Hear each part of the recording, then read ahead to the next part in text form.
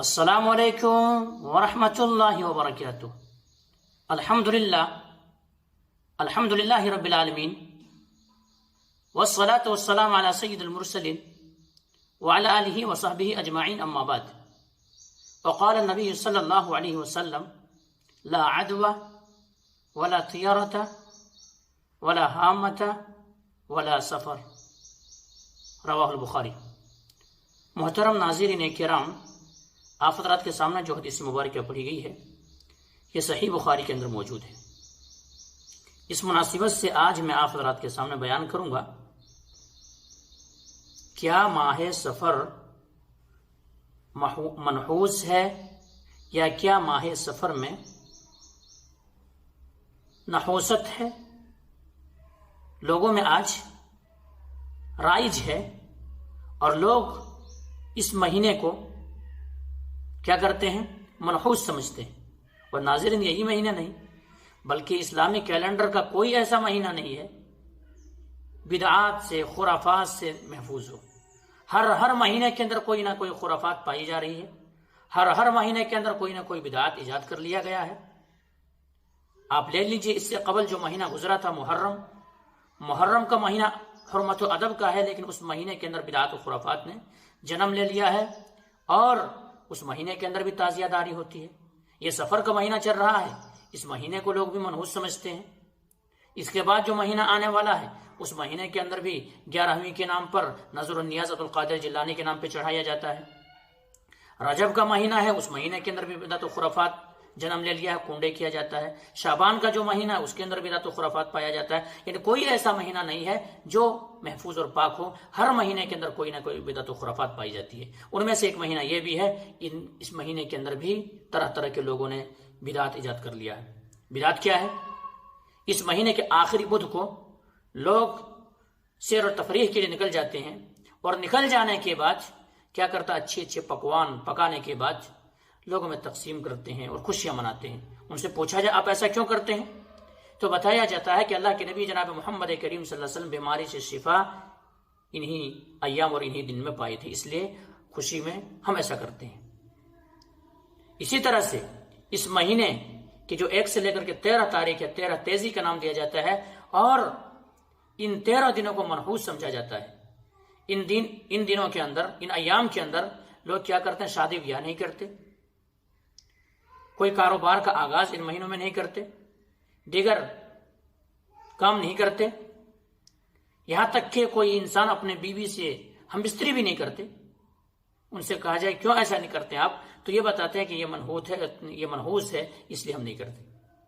حالانکہ اللہ کے نبی جناب محمد کریم صلی اللہ علیہ وسلم نے فرمایا کہ اگر کوئی شخص کسی کام کا پختہ ارادہ کر لے اور وہ کام نہ کرے، صرف یہ سمجھ کر کے کہ اگر ہم یہ کام کریں گے تو ان دنوں میں منحوس پائی جاتی ہے، نحوست پائی جاتی ہے اور بدشگونی لیتے ہیں، تو ایسا انسان کیا ہے؟ گویا کہ شرک کر رہا ہے۔ اللہ کے نبی جناب محمد کریم صلی اللہ علیہ وسلم نے فرمایا تو وہ انسان شرک کر رہا ہے۔ دیگر روایتوں کے اندر وضاحت موجود ہے۔ اللہ کے نبی نے فرمایا الطیرۃ شرک، الطیرۃ شرک، الطیرۃ شرک، بدشگونی لینا شرک ہے، بدشگونی لینا شرک ہے، بدشگونی لینا شرک ہے۔ تو کیا یہ ایام جو ہیں، یہ مہینہ جو ہے، یہ نحوست والی ہے، منحوسیت ہے اس مہینے کے اندر؟ نہیں۔ اللہ کے نبی جناب محمد کریم صلی اللہ علیہ وسلم فرمان مبارک سنیے۔ اللہ کے نبی جناب محمد رسول اللہ صلی اللہ علیہ وسلم فرمایا لا عدوى، کوئی بھی بیماری چھوت چھات والی نہیں ہے، متعدی نہیں ہے۔ بیماری کے اندر وہ طاقت نہیں ہے، وہ ہمت نہیں ہے، وہ سخت نہیں ہے کہ خود کسی میں منتقل ہو جائے اور دوسرے کو بیمار کر دے، ایسا نہیں ہے۔ اسی طرح سے ولا طیرہ، ورنہ بدشگونی لینا درست ہے۔ اسی طرح سے ولا حامہ، ورنہ پرندے منحوس ہے۔ ولا سفر، ورنہ سفر کا مہینہ منحوس ہے۔ تو اللہ کے نبی جناب محمد کریم صلی اللہ علیہ وسلم نے کیا فرمایا کہ سفر کا مہینہ بھی منحوس نہیں ہے۔ بدشگونی کیا ہوتا ہے؟ یعنی عرب کے اندر جب کوئی کہیں سفر میں جانا ہوتا یا کہیں اور جگہ پہ جانا ہوتا تو وہ لوگ کیا کرتے؟ اپنے سر کے اوپر سے ایک پرندے کو اڑاتے۔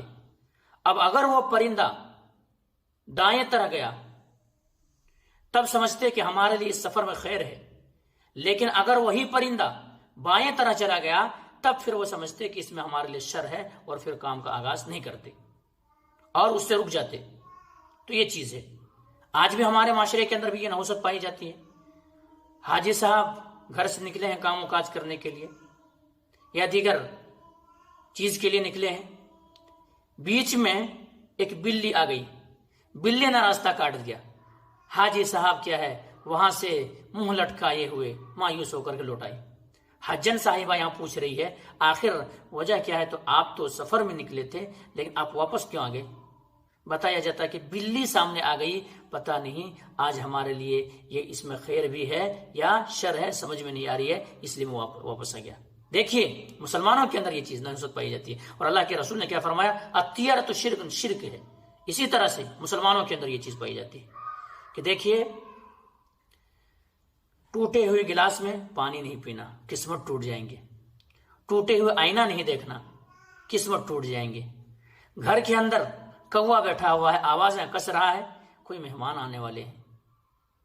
آنکھیں پھڑک رہی ہے، کوئی خیر ہونے والا ہے۔ یہ تمام ساری چیزیں ایسا اسلام کے اندر یہ سب تصور بھی نہیں کیا جا سکتا، یہ تمام ساری چیزیں صحیح نہیں ہے، غلط ہے، اور ایسا اگر کوئی اس پر یقین کر لیتا ہے تو یہی شرک ہے، یہی شرک ہے۔ تو کیا اس مہینے کے اندر جو خرافات و بدعات کی جاتی ہے 13 تیزی کے نام سے، کیا کرتے ہیں؟ اس کو منحوس سمجھا جاتا ہے، اور ان دنوں میں چنے کو ابال کر کے لوگوں میں تقسیم کیا جاتا ہے۔ اسی طرح سے آٹے جو ہے آٹا کو گوندھ لینے کے بعد 365 گولیاں بنائی جاتی ہے اور اس کو سمندر وغیرہ میں پھینک دیا جاتا ہے، اور کہتا ہے کہ اس منحوسیت جو مہینے کے اندر پائی جا رہی ہے، جو نحوست پائی جا رہی ہے اس مہینے کے اندر، تو کیا ہے ہم اس سے بچ جائیں گے۔ اسی طرح سے اس مہینے کے اندر دیگر خرافات بھی کیے جاتے ہیں۔ تو ناظرین، اللہ کے نبی جناب محمد کریم صلی اللہ علیہ وسلم نے فرمایا لا عدوى ولا طیرۃ ولا حامۃ ولا سفر، سفر کا مہینہ منحوس نہیں ہے، اس لیے کیونکہ یہ مہینہ بنایا ہوا اللہ تبارک و تعالیٰ کا ہے۔ کوئی دن کوئی ایام ایسے نحوست والے نہیں ہے اور منحوسیت نہیں پائی جاتی ہے، تو ایسا تصور کرنا یہ غلط ہے۔ بہرحال یہ اس بات کو ختم کرتا اللہ تبارک و تعالیٰ سے دعا گو ہیں کہ مولا کریم جو بات کہی گئی ہے سب سے پہلے تو آپ کو تو ان باتوں کے اوپر اچھی سمجھ کی توفیق دے دے، اس کے بعد مولا کریم ہم تمام مسلمانوں کو، مولا کریم جو ہمارے درمیان یا لوگوں کے درمیان جو یہ عقیدہ پایا جاتا ہے اور اس طرح سے طرح طرح کی چیز ایمان ان کا کمزور ہے، تو مولا کہ ہم تمام مسلمانوں کو صحیح معنوں میں، حقیقی معنوں میں مولا کریم تو ان چیزوں کو غلط سمجھ کر کے اس سے توبہ کرنے کی توفیق دے دے، اور مولا کریم ہم تمام مسلمانوں کو تو جب تک زندہ رکھ، اسلام پر زندہ رکھ، اور جب ہمارا خاتمہ ہو، جب ہماری موت آئے تو مولا کریم زبان پہ کلمہ نصیب ہو اور توحید کے حالت میں ہماری موت ہو جائے۔ تقبل یا رب العالمین واخدعوانا الحمدللہ رب العالمین، سبحان ربک رب العزۃ عما یصفون وسلام علی المرسلین والحمدللہ رب العالمین برحمتک یا ارحم